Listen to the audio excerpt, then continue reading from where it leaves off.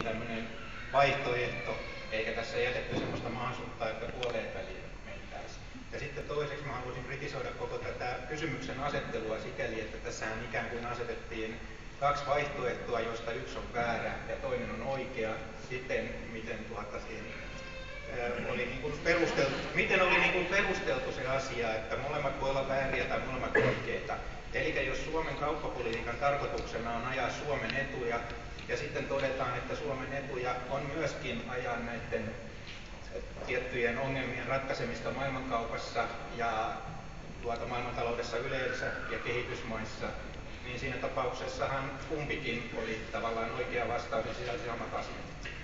Kysymyshän on siitä, että nämä pääomat ovat hyvin levottomia ja halukkaita kasvamaan ja lisääntymään. Ja toinen on ehkä hitaampi menetelmä kuin toinen, ja miten paljon malttia on odottaa esimerkiksi tuottoja, jotka tulevat tietysti tietyllä logiikalla sieltä, ja varmasti se on yksi syy. Mutta Katja Syvälä.